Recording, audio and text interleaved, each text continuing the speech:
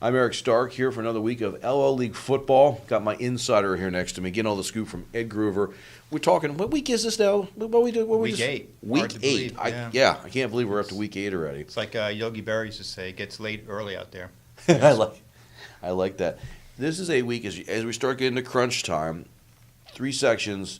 We've got 6 teams that are for the section rivalries, but also the sections on the line this weekend. How good are these 6 teams in these 3 sections we're going to talk about? Well, the 6 teams in question: Manheim Township, Wilson in Section 1, Cocalico, Manheim Central in Section 2, and Anvil, Cleona, Northern Lebanon in Section 3.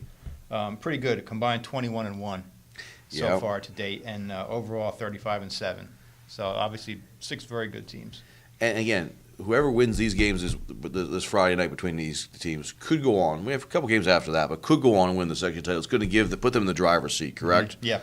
We're going to start. Let's just get into it. Section 1, Manheim Township going to Wilson. Wilson has been dominant all year. But I remember last year, Township had a close game against Wilson, and Penn Manor did the same. Wilson hung on, but these games come down to the end here for the section title. Let me give you a stat here, Ed. Back the last time Wilson, do you know the last time that Wilson lost a section game? 2007, and it was to Township. Was the Township. Yeah. The last time they lost a home game, when was it? It was the same year, and it was to Warwick. So we're talking about a string of, as far as section games, 46 games. Wow. And for section home games, we're talking like 25 games. We're also talking the last time that they lost one, this Manheim Township squad, these guys were in not even junior high, probably elementary school. So, it's been a while, but, Township's had a good year as well. They have, and they broke one much smaller streak last week. First time in 3 years that they've beaten Penn Manor. And it was a big win for them, coming back on the road in Millersville, tough place to play, and beating a pretty good Penn Manor team. Eric Benjamin, the quarterback for Township, had a pretty good game in there to lead that attack for Millersville. Yeah. Township had a big lead at half. Penn Manor comes back, ties it, and then Benjamin leads them down the field with Cartier Morton, who back from an injury, and they get a much-needed win at Penn Manor. Key, I think, for Township versus Wilson is probably if Township can stop Wilson's ground attack. This Shane Dantzler, running back for Wilson, he had 3 more TDs last weekend. What's he got? He's got 11 on the season. Okay. Leads the section in rushing, leads the section in touchdowns. He's their main guy, but you can't overlook the quarterback either, Jake Templin. He's been doing the job as well. But Dantzler is the guy behind their offensive line that I'm sure Township is going to focus on. So if you're defensive coordinator for the Blue Streaks, do you try to take away the run or the passing game? I'd focus on the run first. Okay. Let's focus on Section 2. We've got Cocalico, Manheim Central. Now, if I'm Manheim Central, it's their homecoming, you told me, so maybe that's going to help here. And Cocalico's been a rival the last couple of years. But if I've collected box scores, and these guys look at that stuff, LS blew out Cocalico, and then last week Central blew out LS. So that would have to be thinking if I'm a Baron, this should be an easy game. Do you see this being a close game? I think it has the potential to be a close game. I think everything you said is correct. Problem is that and not to be too cliche-ish, but a lot of times you can throw out the pass when you have a big rivalry game like this, and that's what this is.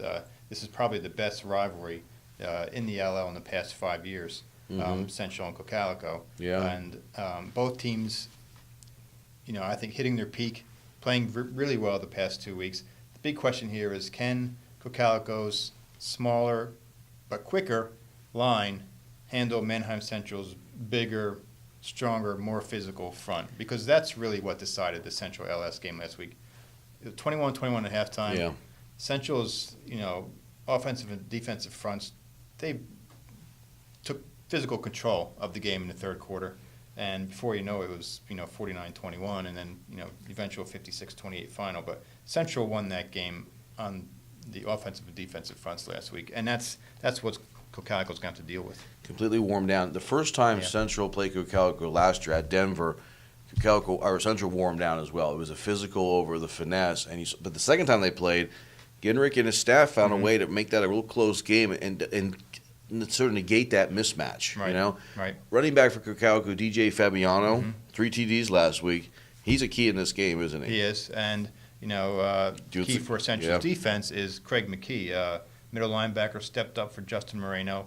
Last week, had a career game to this point. He's only a junior, but 10 tackles, a pick 6, a fumble recovery.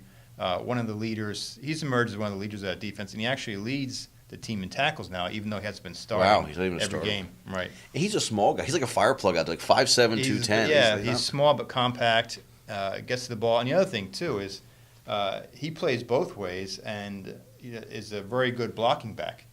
Central rushed for 7 touchdowns last week, and McKee was, in front of quite a few of those. But their defense, where he's the spearhead on that defense. Yeah. 5 sacks last week, 4 more official. 1 got called back for a penalty. Right. Numerous pressures on Bearshank. Again, that game was won by Central's front on both sides. We got Section 3, Northern Lebanon, Anvil, Cleona. This is going to be, I think, a little bit of difference in styles of play out here between the quarterbacks. It might come down to quarterback play, and it's different styles. What do you think? What do you see here? Yeah, what I see is Isaac Ray, dual threat QB for Northern Lebanon. Anvil more reliant on a run game. Noah Connor is their leading rusher, over 800 yards this year. So not a lot to choose from between these two teams. Offensively and defensively, the numbers are very similar. The question is, which offense imposes its will here in this game. Any other key matchups you see for this weekend? Yeah, Lancaster Catholic and Lampeter Strasburg. Catholic coming off a big win. Nasir Weaver, 410 yards rushing and 4 touchdowns on 53 carries. Wow. Talk about riding somebody. Yeah. 53 carries for a high school kid. Yeah, that's a ton. It's one of the best performances in LL history.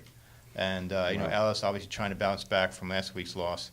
So, and the other thing is Catholic's bubble team as far as the AAA playoffs go. So, a lot on the line in that game.